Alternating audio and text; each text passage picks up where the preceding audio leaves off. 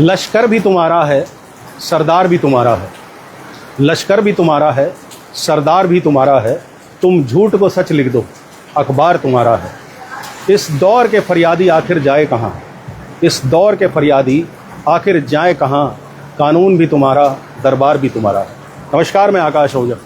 दोस्तों, इतनी मूसलाधार बारिश में आप सोच रहे होंगे कि मैं क्या करता हूँ।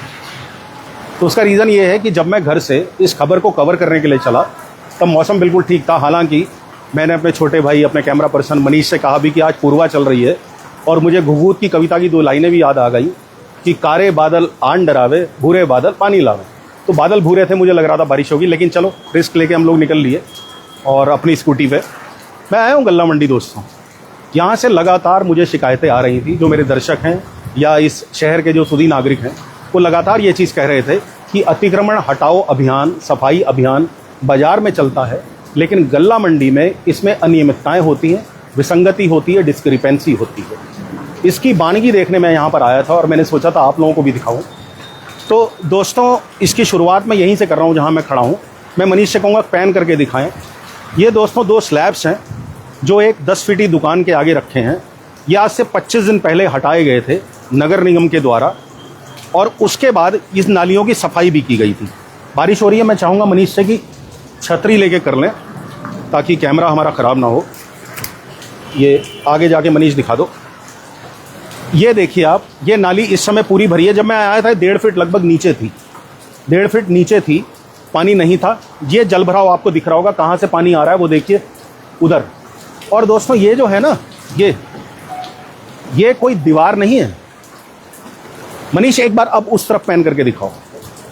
इसके पैरेलल आप चलिए और देखिए, ये पूरा ये एक तरह से फुटपाथ टाइप से है, या इसे ग्रीन बेल्ट कह सकते हैं, जहाँ पर लोग अपना सामान तो रखते हैं लेकिन कब्जा नहीं करते। लेकिन अगर आप गल्ला मंडी में पंचमुखी हनुमान मंदिर को हम छोड़ते हैं, उसकी बात नहीं करते, वो लोगों की आस्था का प्रतीक है, और वहाँ पीपल का पेड़ भी है जहाँ पूजा होती है।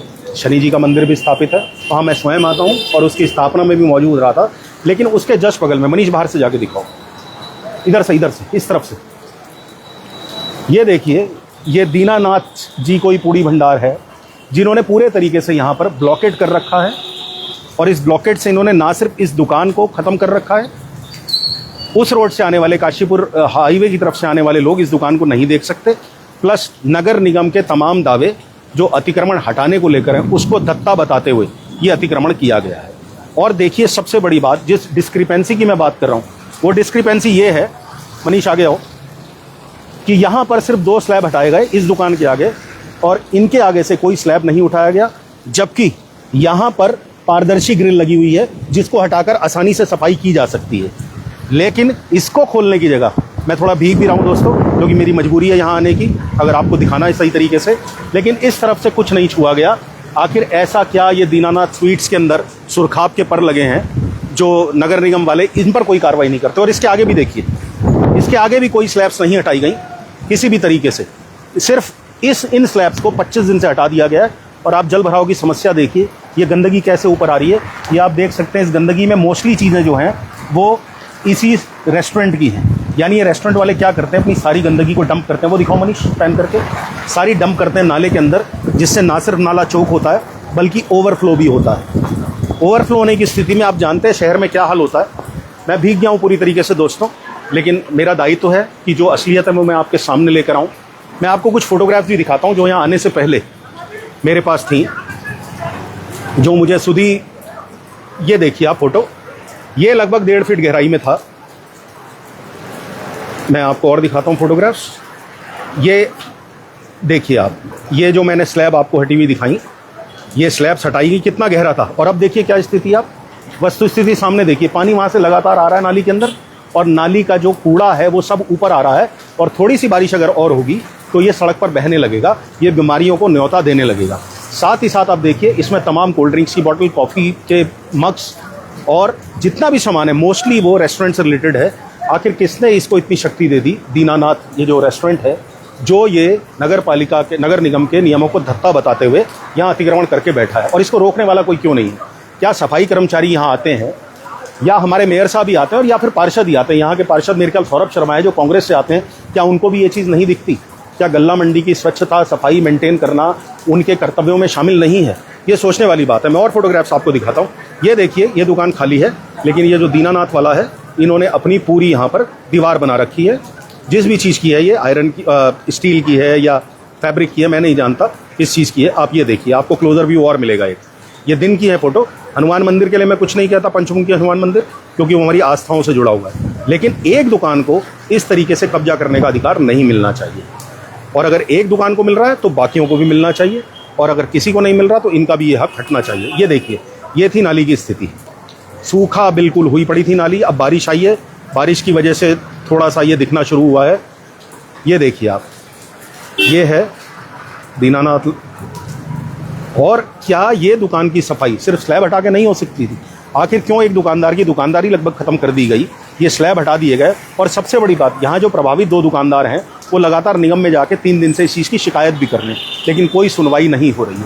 तो मेरा यही सिर्फ कहना है दोस्तों कि सेलेक्टिव एक्शंस क्यों लिए जाते हैं। काशीपुर बाईपास की अगर मैं बात करूं तो कुछ नहीं हुआ।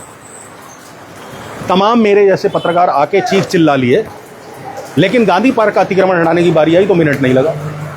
वेंडिंग जोन बना दिया गया, वेंडिंग जोन बर्बाद है आज की तारीख में। मैंने पहले भी कहा कि अगर नरक का स्वाद लेना हो तो वेंडिंग जोन चले जाइए दोपहर के समय, तो आपको पता लग जाए नर्क कैसा होता है। यही स्थिति यहाँ है। इन्होंने नर्क बना दिया। इस दुकानदार की, बगल वाले दुकानदार की दुकानदारी बिल्कुल खत्म कर दी है।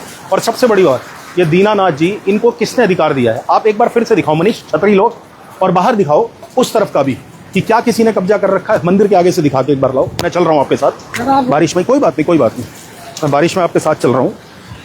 आप ये देखिए मित्रों कि मंदिर, जैसा मैंने पहले बताया कि मंदिर में, मुझे आगे आने दो, मंदिर में है, कोई दिक्कत नहीं है।